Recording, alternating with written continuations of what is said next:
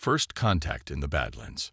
Major Sarah Chen wiped the sweat from her brow as she studied the unusual readings on her geological scanner. The Nevada desert stretched endlessly around her, its red rocks and shifting sands concealing secrets beneath the surface. As the Army Corps of Engineers' leading geologist, she'd seen her share of anomalies, but nothing like this. The scanner showed a massive crystalline formation 300 feet below the surface, a formation that, according to her instruments, hadn't been there 2 days ago. More puzzling still, it was emitting an electromagnetic signature unlike anything in their database. "Base, this is Chen," she spoke into her radio. "I'm getting some highly unusual readings at grid point Delta 7, requesting permission to deploy the ground-penetrating radar." Static crackled across the channel before a response came through. "Negative, Major. We're picking up some interference. Return to base immediately." Sarah frowned at her equipment. The interference was localized, forming a perfect circle 2 miles in diameter. Whatever was causing it had to be artificial. She knew she should follow orders, but 20 years of scientific instinct screamed that this was too important to walk away from. The ground trembled beneath her boots. At first, she thought it was an earthquake, common enough in this region. But the vibration had a pattern to it, almost like a heartbeat. The sand around her feet began to shift and swirl, forming intricate geometric patterns that glowed with a pale blue light. "What in the world?" she whispered, backing away slowly. The patterns grew larger, more complex, spreading outward like a blooming flower. The air crackled with static electricity, making her hair stand on end. Suddenly, the ground split open with a sound like breaking glass. Sarah stumbled backward as a massive crystalline structure emerged from the earth, its faceted surfaces catching the sunlight and splitting it into thousands of rainbow fragments. It wasn't just a crystal. It was a ship, or at least part of one, its design unlike anything human minds had conceived. As she stood transfixed, a section of the crystal began to change, becoming transparent. Inside, she could make out a figure, tall, elegant, and decidedly not human. The being's form seemed to shift between solid and light, its body composed of living crystal that pulsed with internal radiance. The transparent section dissolved, and the figure stepped out onto the desert sand.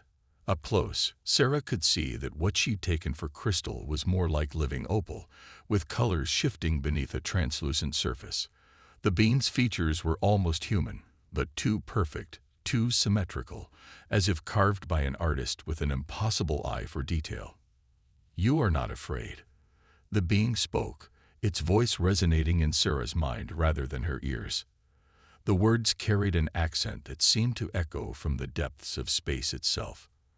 "I'm too fascinated to be afraid," Sarah replied honestly, her scientific curiosity overriding any fear she might have felt. "What are you?" The being's form shimmed slightly, colors rippling across its surface like aurora borealis. "I am Lysandra, last queen of the Crystal Dominion, and I have come to warn your world." Sarah's radio crackled to life with urgent voices, and in the distance, she could hear helicopters approaching. Whatever was about to happen would change everything humanity thought they knew about their place in the universe. Lysandra's form grew more solid, more human-like, though she still towered over Sarah by at least 2 feet. "Your world's authorities approach. They will have many questions, as do you. But time is short, and the danger that follows me will not wait for diplomatic niceties." "What danger?" Sarah asked, even as she heard the helicopters growing closer. "What are you running from?" The Crystal Queen's expression shifted, patterns of light beneath her surface darkening like storm clouds. "They have many names, in many tongues across many worlds.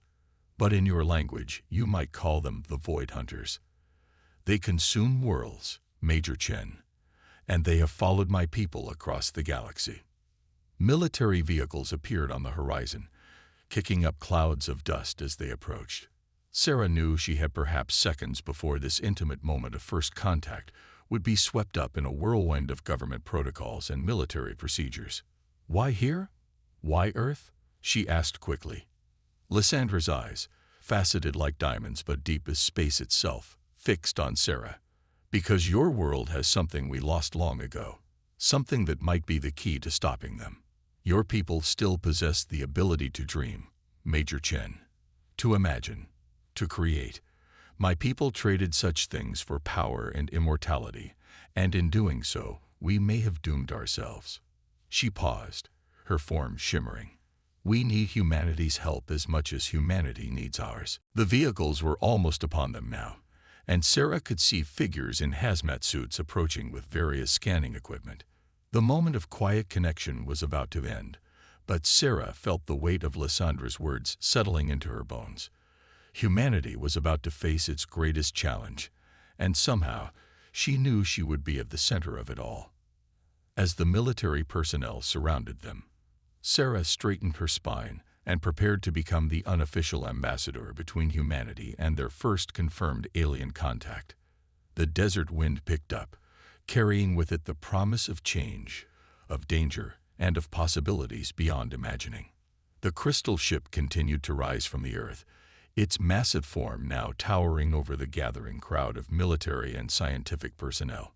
Sarah realized that this was just the beginning. Whatever came next would test humanity's courage, creativity, and determination in ways they had never imagined. And somewhere out there in the darkness between the stars, something was hunting, drawing ever closer to Earth. The Crystal Queen's warning. The underground facility buzzed with activity. 3 days had passed since first contact, and the former nuclear bunker in Nevada had been transformed into humanity's first xenological research center. Major Sarah Chen stood before a wall of monitors, each displaying different data streams about their extraordinary visitor. Lysandra sat in the center of a reinforced chamber, her crystalline form casting prismatic patterns across the walls. Despite being essentially a prisoner, she maintained an air of regal dignity that made the guards stationed around her seem more like an outer detail than security. The quantum readings are off the scale again, Dr. Williams, the lead physicist, muttered as he adjusted his instruments. Her entire cellular structure, if we can even call it that, operates on principles that violate everything we know about physics. Sarah watched as Lysandra's form shifted, colors flowing beneath her transparent surface like the northern lights. The Crystal Queen had been cooperative with their tests, but Sarah could sense her growing impatience. Time was running out. We need to listen to her warning, Sarah said, turning to face General Martinez, who had been overseeing the operation. We've spent 3 days studying her, but we haven't addressed the threat she came to warn us about. The general's face remained impassive. Major, we can't just take the word of an alien being about some cosmic threat. We need proof. As if in response to his words, every electronic device in the facility suddenly activated. Screens filled with images, worlds reduced to lifeless husks, entire solar systems devoid of energy, and something massive moving through the darkness between stars. Lysandra's voice resonated through the facility's speakers. This is your proof, General Martinez. The Void Hunters have already consumed 1,000 worlds. Your instruments can verify these images.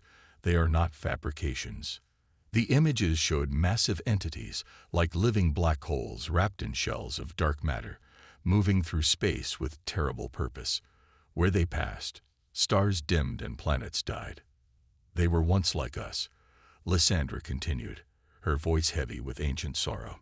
A species that achieved immortality by transforming themselves into beings of pure energy.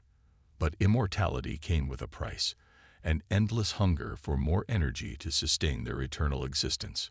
Sarah stepped closer to the chamber. How long do we have? Months, perhaps. They follow the trail of my ship's quantum wake. My people scattered across the galaxy, hoping to find allies, solutions, anything that might help us fight back. Lysandra's form pulsed with urgency. But your world is different. Your species still possesses something we lost generations ago. What's that? General Martinez asked, his skepticism finally wavering in the face of the evidence before them. The capacity for illogical leaps of imagination. The ability to conceive of solutions that should not work, yet somehow do. My people became beings of pure logic and crystal, but in doing so, we lost the spark of creativity that births true innovation. Dr. Williams laughed nervously. Are you saying humanity's salvation lies in our ability to think outside the box? Precisely. Lysandra rose, her form nearly touching the chamber ceiling. My people can provide you with technology beyond your current understanding, ways to enhance your existing weapons, shields to protect your cities, ships that can traverse galaxies. But without humanity's unique way of thinking, these tools alone will not be enough. Sarah felt a shiver run down her spine as she began to understand. The Void Hunters expect logical responses, predictable strategies. They've defeated countless civilizations that tried to fight them with pure technology. Yes, Lysandra confirmed, but they have never encountered a species that might try something completely unexpected, something that defies logic itself. General Martinez stepped forward, his military bearing asserting itself. What exactly are you proposing? An alliance, Lysandra said simply. My technology, combined with humanity's creativity and determination. We have months to prepare, to develop weapons and strategies the Void Hunters cannot predict because they cannot comprehend how human minds work. The facility fell silent as the implications sank in. Humanity's greatest strength in the face of this threat wasn't their technology or their military might. It was their very human ability to think in ways that defied conventional logic. Sarah watched as understanding dawned on the faces around her. They would need to throw out the rulebook, to embrace solutions that seemed impossible. The fate of Earth, and perhaps the galaxy, would rest not on their ability to outgun the enemy, but to outthink them in ways the enemy couldn't predict. If we're going to do this, General Martinez said finally, we'll need to bring in more countries. This isn't something America can face alone. Yes, Lysandra agreed, her form brightening. Unite your world. Bring together your greatest minds, your most creative thinkers, and hurry. Already I can feel them approaching, drawn to the energy signature of my ship. Sarah turned to the general. Sir, I recommend we start with the quantum physics teams at CERN. If we're going to merge human creativity with crystal dominion technology, we'll need to understand the basic principles first. The general nodded, already reaching for his phone. Make it happen, Major. As of now, you're our primary liaison with our ally. He gestured to Lysandra. God help us all if this doesn't work. As the facility erupted into renewed activity, Sarah caught Lysandra's eye. The alien queen's expression was unreadable, but Sarah could sense both hope and fear in her posture. They were about to attempt something unprecedented, merging the logical perfection of crystal technology with the beautiful chaos of human imagination. The race against time had begun, and failure meant not just the end of humanity, but perhaps the end of all life in the galaxy as they knew it. Humanity's stand. The Mojave Desert had become an alien technology playground. 2 months after Lysandra's arrival, the landscape was dotted with crystalline structures that seemed to defy physics. At the center of it all stood the newly constructed Nexus, a massive facility where human scientists worked alongside the knowledge Lysandra had brought from the stars. Major Sarah Chen walked through the quantum engineering lab, where researchers from 20 different nations worked in harmony. The old rivalries had melted away in the face of extinction. On one wall, a team of Indian and Chinese scientists manipulated a holographic display of crystal-based weapon systems. Across the room, Russian and American engineers debated the mechanics of a shield system that could theoretically protect entire cities. Your people continue to surprise me, Lysandra said, materializing beside Sarah. The Crystal Queen had learned to project her consciousness throughout the facility, though her physical form remained in the central chamber. Yesterday, Dr. Patel suggested combining our quantum crystalline technology with something you call blockchain. The mere concept should be impossible, yet initial tests show promise. Sarah smiled. That's humanity for you. We specialize in the impossible. They approached a massive testing chamber where Dr. Rodriguez, a theoretical physicist from Brazil, was demonstrating his latest innovation. He had somehow merged crystal dominion energy matrices with human social media algorithms, creating a predictive defense system that could anticipate attacks by analyzing patterns in space-time, the way Twitter analyzed hashtag trends. "It's insane," Dr. Rodriguez explained, his eyes bright with excitement. "We're basically treating the fabric of space-time like a social network, where gravitational waves are the posts and quantum fluctuations are the likes and shares.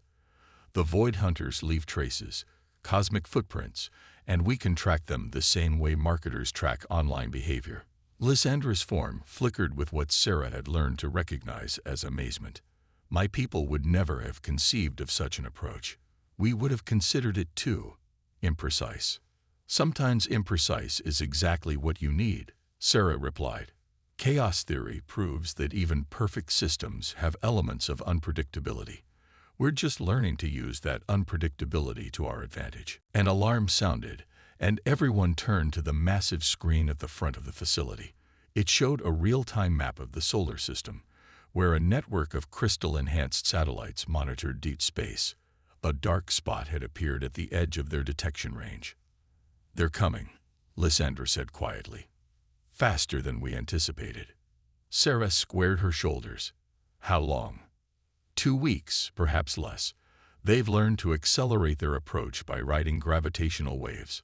Lysandra's form pulsed with concern. "Are your people ready?" Sarah looked around the facility.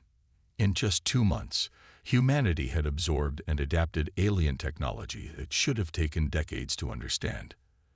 They'd created hybrid systems that even Lysandra's advanced civilization hadn't imagined possible. Weapons had been built, shields had been raised, and most importantly, strategies had been developed that defied conventional logic. "We're as ready as we'll ever be," Sarah said. "Tell me again about their typical attack pattern." "They surround a planet, establish a quantum barrier to prevent escape, then begin their energy drain. It's methodical, precise, and has worked for them countless times." "Perfect," Sarah smiled, "because we're not going to defend Earth at all." Lysandra's form stuttered, her crystalline surface rippling with confusion. "What?" Sarah gestured to a hidden project in the facility's lowest level, one that even most of the scientists didn't know about. "We're going to give them exactly what they want, and that's going to be their downfall." The lift took them down to a massive chamber where a device unlike anything ever created pulsed with both crystal and human technology.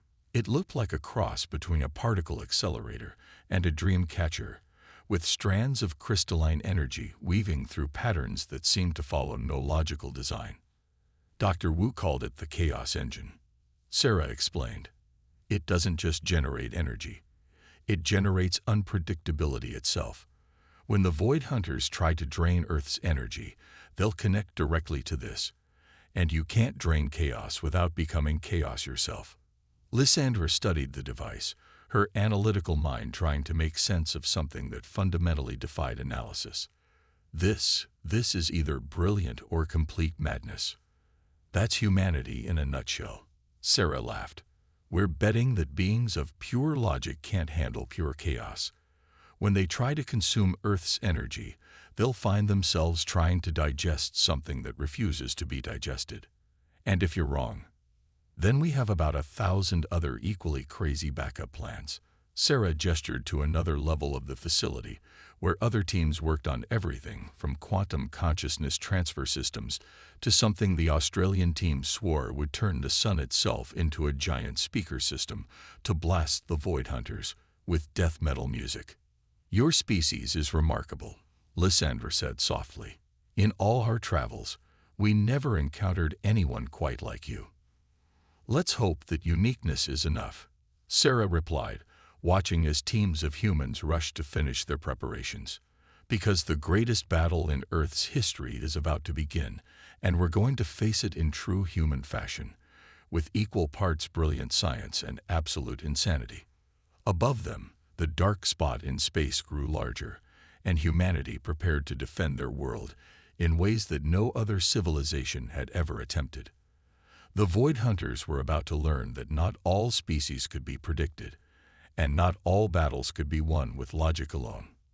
The final countdown had begun. The dark between stars.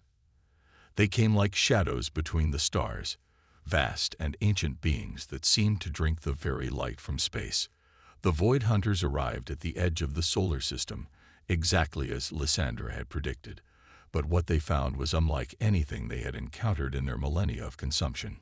From her position in the Nexus Control Center, Major Sarah Chen watched as humanity's insane plan unfolded. The massive screens showed the Void Hunters approach, each one larger than Earth itself, their forms rippling with dark energy.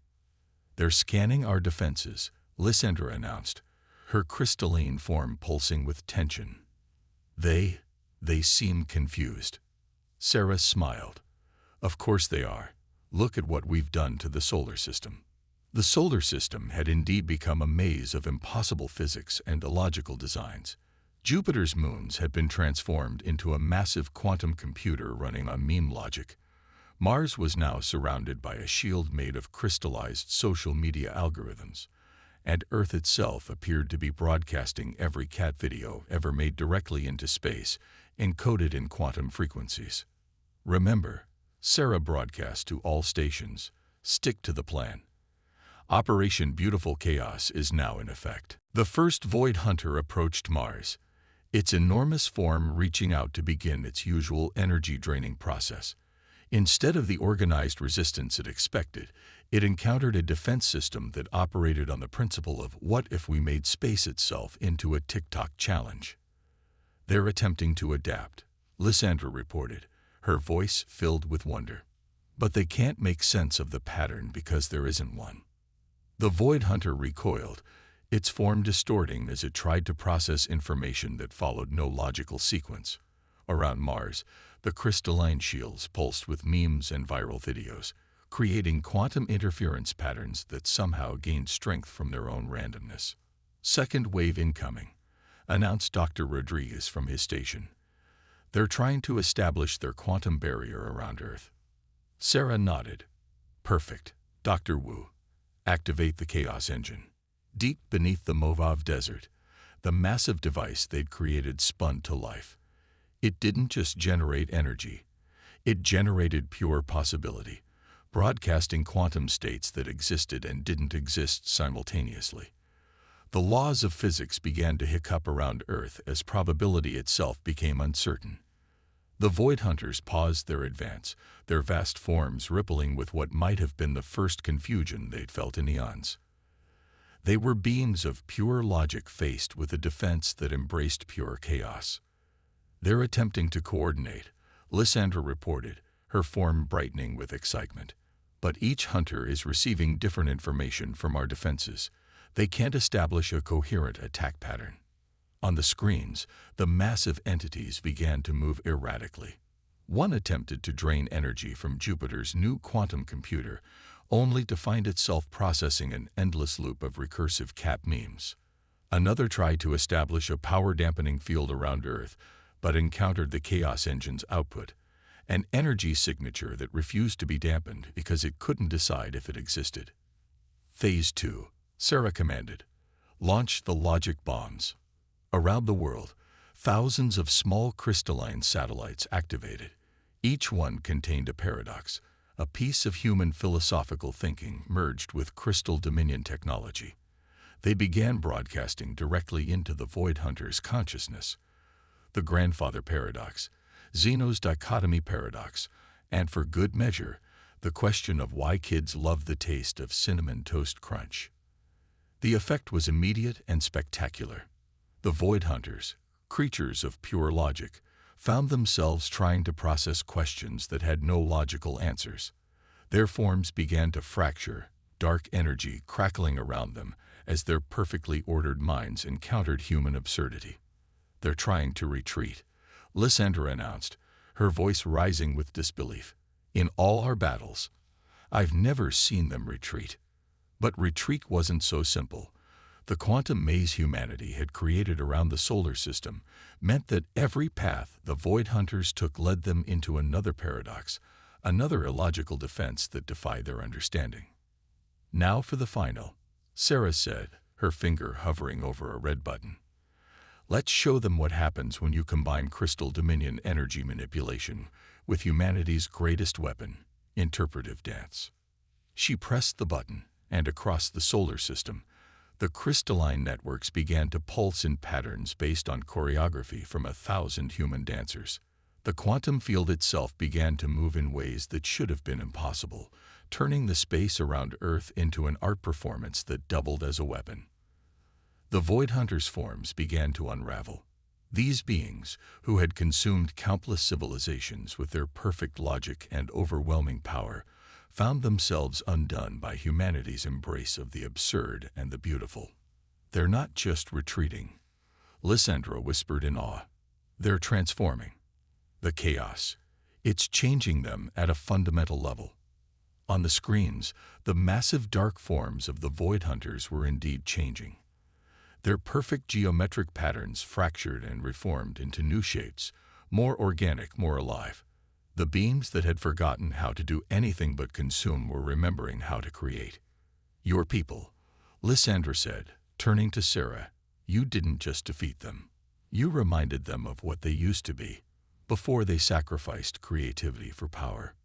Sarah watched as the transformed entities began to pulse with colors instead of darkness, their movements becoming almost dance-like. Sometimes the best way to beat an enemy is to help them remember who they were before they became your enemy. The battle for Earth had been won not with superior firepower or advanced technology, but with humanity's unique gift for finding beauty in chaos and logic in madness. As the transformed Void Hunters began to communicate, not to threaten, but to understand, Sarah realized that this victory had changed not just Earth's future, but the future of all sentient life in the galaxy. The dark between stars had become a canvas for light, dawn of a new era. 1 year after the Battle of Sol, as historians now called it, Major Sarah Chen stood atop the crystalline spire of the new Geneva Nexus, watching ships from a dozen different species dock at Earth's first interstellar spaceport. Below her, the once scarred surface of the Movav Desert had been transformed into a thriving metropolis where human and alien architecture merged in ways that shouldn't have worked but somehow did. "Still trying to process it all?" Lysandra asked, her crystalline form shimmering in the sunset. The Crystal Queen had chosen to remain on Earth as an ambassador, though her people had begun returning from their exodus across the stars. "Sometimes," Sarah admitted. "A year ago, we were alone in the universe. Now look at us." The skyline told the story of humanity's dramatic entrance onto the galactic stage. Crystal towers pulsed with quantum energy beside traditional steel skyscrapers. Flying vehicles that operated on principles of organized chaos wove between buildings designed by AI architects running on human creativity algorithms. "The Void Hunter's transformation changed everything," Lysandra said. "No one had ever seen anything like it in the history of our galaxy." The former cosmic predators, now calling themselves the Luminous Ones, had become humanity's most enthusiastic allies. Their ability to manipulate energy, once used for consumption, now powered revolutionary forms of creation. The first human-designed starships used engines based on their transformed technology, allowing humanity to reach the stars far sooner than anyone had expected. "Dr. Rodriguez's latest paper is causing quite a stir," Sarah noted, gesturing to a headline floating in her augmented reality display. "The Galactic Science Academy is still trying to understand how we merged quantum mechanics with cat videos." Lysandra's form rippled with what Sarah now recognized as laughter. "Your species has changed how the entire galaxy thinks about technology. The old divisions between art and science, logic and creativity. They're breaking down everywhere." Below them, a group of alien children played in a park where swings operated on probability waves and slides curved through small, carefully controlled time distortions. They were supervised by one of the Luminous Ones, its transformed form glowing with gentle colors as it taught them about the beauty of unpredictability. We've received another 100 applications for the Earth Creative Sciences Academy, Sarah said. Species we've never even heard of, all wanting to learn how to think like humans. The Academy had been established to teach other civilizations the uniquely human approach to problem-solving that had proven so effective against the Void Hunters. Its curriculum included everything from abstract art to quantum physics, all taught with an emphasis on finding connections where none should exist. Your people have given the galaxy something it desperately needed, Lysandra observed. Hope. Not just hope for survival, but hope that even the most rigid systems can learn to dance. An alert chimed softly in Sarah's neural interface, another gift of the Human Crystal Alliance. The Council is gathering, she said. They're ready to vote on Earth's proposal. They made their way to the Council chamber, a vast space where representatives from across the galaxy met to shape the future. The chamber itself was a testament to human influence. Its architecture followed no logical pattern, yet somehow created perfect acoustics and sight lines for every species present. The Council's leader, a being of pure energy who had once been among the Void Hunters, rose to address the gathering. We have considered Earth's proposal for the Galactic Creative Commons, a new approach to sharing knowledge and technology across civilizations. The vote is unanimous. The proposal is accepted. A cheer went up from the assembled representatives. The Galactic Creative Commons would revolutionize how species shared and developed technology, emphasizing collaboration and creative thinking over rigid advancement paths. There's more, the leader continued. In recognition of humanity's unique contribution to galactic civilization, Earth has been chosen as the site for the first Quantum Arts Festival. Species from across the galaxy will gather to share their interpretations of humanity's greatest gift, the ability to find beauty in chaos and strength in contradiction.